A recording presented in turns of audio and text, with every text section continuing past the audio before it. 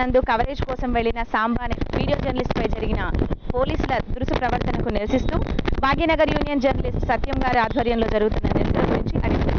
నిన్న గాంధీ ఆసుపత్రిలో మోతీలాల్ ప్రోగ్రామ్ని కవర్ చేయడానికి వెళ్ళిన మీడియా మిత్రునిపై చిలుకలగూడ సిఐ గారు, అదేవిధంగా ఏసీబీ కూడా వారు ప్రవర్తించిన ప్రవర్తన దురుసుగా ఉంది.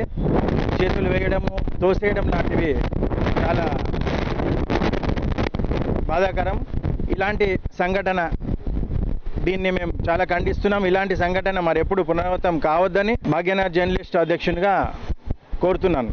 నిన్న జరిగిన సంఘటన జర్నలిస్టులు అంటే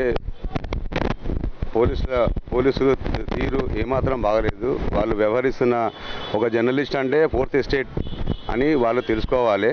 ఆ ఏ జర్నలిస్ట్ అయినా పర్లేదు, అతని మీద ఇలా దురుసుగా ప్రవర్తించడము, నెట్టివేయడం అనేది వాళ్ళు ఫస్ట్ హాఫ్ గాంధీ హాస్పిటల్లో ఇప్పుడు ఒక మనుషులు రావద్దు అని అంటే 144 సెక్షన్ పెట్టాలి. పెడితే మనం సరే 144 సెక్షన్ పెట్టినారు, రావద్దు అని ఒక నియమం ఉంటుంది. ఏం లేదు, మామూలుగానే ఏదో చేస్తున్నప్పుడు ప్రతి జర్నలిస్ట్ పోతారు కదా, కవరేజ్ గురించి పోతారు. అసలు ఏమవుతుంది అక్కడ తెలుసుకోవడమే కదా జర్నలిస్ట్ ఒక అది. అయితే తెలుసుకోవడానికి పోయినప్పుడు పోలీసుల వాళ్ళ తీరేమన్నా బాగుందా, వాళ్ళు నూకేయడం, తోసేయడము ఏం పద్ధతి బాగాలేదు. ఈ తీరు మార్చుకోవాలి వెంటనే. పోలీసు ఉన్నతాధికారులు కూడా దీన్ని సీరియస్గా తీసుకొని దీనిపై యాక్షన్ తీసుకొని మేము డిమాండ్ చేస్తున్నాం. గాంధీ హాస్పిటల్లో మోతీలాల్ ఒక స్టూడెంట్ నిరాహార దీక్ష చేస్తున్న సందర్భంలో మీడియా అక్కడి కవరేజ్కి వెళ్ళిన సాంబా వీడియోగ్రాఫర్పై మన చిలకలగూడ పోలీస్ స్టేషన్ సిఐ దురుసుగా ప్రవర్తించాడు. ఆ విషయాన్ని అన్ని మీడియాలో ఛానల్లో కానీ పేపర్లో కానీ ఈరోజు వచ్చిన సంఘటన అందరూ చూసాం.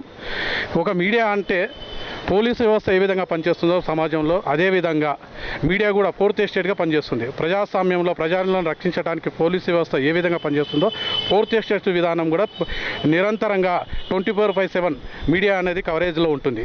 ఈ మీడియా కవరేజ్ చేయడానికి వెళ్ళే సందర్భంలో మీడియాకు పోలీసు వ్యవస్థకు వెళ్ళే విధానంలో మీడియా కూడా ఎంట్రీ అవుతుంది. ఆ ఎంట్రీలో సాంబా అనే వ్యక్తి వెళ్ళి మన కవరేజ్ చేస్తున్న సందర్భంలో మీడియా అనేది గౌరవించకుండా తోచేయడం, గుంజేయడం, 4 నుంచి 6 మంది ఒక వ్యక్తిని కలిసి తోచేస్తే ఆ సందర్భంలో ఏ విధంగా ఉంటుంది?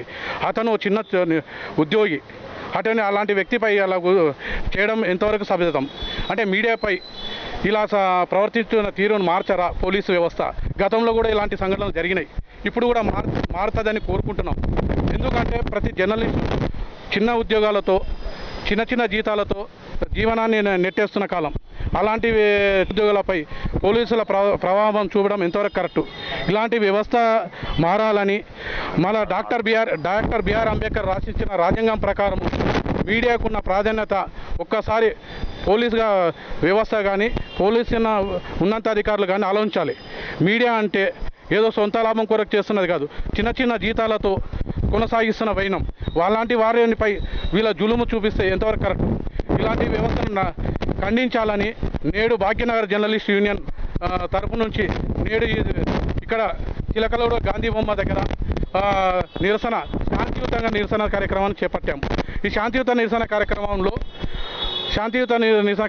మనకు చిలకలగూడ సిఐ గారు ఎందుకు ఈ విధంగా ప్రవర్తించిండో, కారణాలు ఏంటో మాకు తెలియాల్సిందిగా మేము కోరుతున్నాము.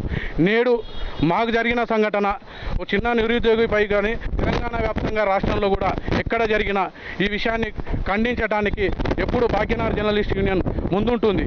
ఎందుకంటే చిరు ఉద్యోగాలతో, చిన్న జీతాలతో కొనసాగిస్తున్న వైనం. ఇలాంటి వారికి భద్రత లేదు, ఉద్యోగాలు లేవు, ఇలాంటి ప్రామాణిక విషయాలు లేవు. ఒక జర్నలిస్ట్ అంటే చులకన భావన ఏర్పడింది. ఈ చులకన భావన పోయే వరకు భాగ్యనగర్ జర్నలిస్ట్ యూనియన్ ఎప్పుడు ముందడుగుంటుంది, ఖచ్చితంగా పోరాడుతుంది, ఎలాంటి విషయానికైనా స్పందిస్తుంది. తెలంగాణ రాష్ట్ర వ్యాప్తంగా భాగ్యనగర్ జర్నలిస్ట్ యూనియన్ ముందుకుంటుంది. ఇప్పుడు తక్షణమే మేము సిఐ గారిని కలిసి జరిగిన సంఘటన వివరణ కోరటానికి వెళుతున్నాం తప్ప ఎలాంటి అంటే మేము ధర్నాలు పెద్ద ఎత్తున నిరసనలు చేసి మేము ఉనికిని చాటుకోవటానికి కాదు.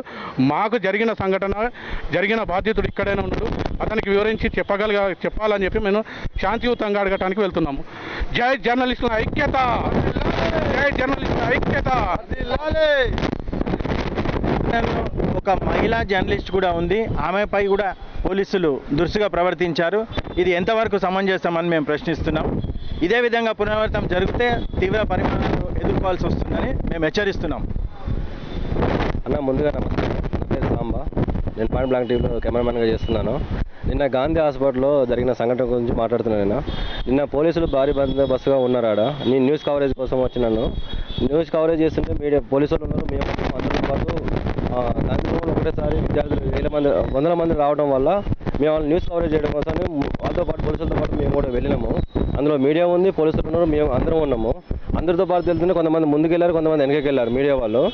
అందులో నేను మధ్యన ఉండటం వల్ల ఈ పోలీసు వాళ్ళు ఒకటిసారి ఏం చేశారంటే వాళ్ళని పట్టుకున్నది వదిలేసేసి ఒకటేసారి ఒక 20 మంది పోలీసు వాళ్ళు నా మీదకి వచ్చేసి ఒక 20 మీటర్ల దూరం నుంచి నన్ను ఒకటే లాక్ రావడం జరిగింది. నన్ను సిఐ సార్ అయితే ఇంకా ఘోరంగా అసలు తిప్పేసి మొత్తం రివర్స్ తిప్పేసి నెట్టేసిండు ఘోరంగా. ఒక విద్యార్థులను అరెస్ట్ చేయడానికి వచ్చిన పోలీసులు మేము న్యూస్ కవరేజ్ కోసం మేము వచ్చిన వాళ్ళని మా మీద ఇంత దృష్టిగా పట్టించడం ఎంతవరకు కరెక్ట్ ఇది? మీరే చెప్పండి సార్, ఎంతవరకు కరెక్ట్ ఇది? నేను న్యూస్ కవరేజ్ కోసం వచ్చాను సార్. నా చేతిలో కెమెరా ఉంది, మేము చాలామంది ఉన్నాము. మమ్మల్ని నెట్టేసి ఒకరి మీద ఒకరు పడి ఆ కెమెరా బయలుపోతే మా బాధ్యత ఏంది? మేము ఉన్నాము సార్. మేము జీతంగా ఒక ఛానల్ ఒక జీతంలో పనిచేస్తున్నాం కదా, అంతమించి మా దగ్గర ఏముంటుంది చెప్పండి? మీడియా అని తెలిసిన తర్వాత కూడా సమాజంలో మీడియా అనేది లేకపోతే ఏ పనులు జరగవు సార్. అవి అందరికీ తెలిసిన విషయమే.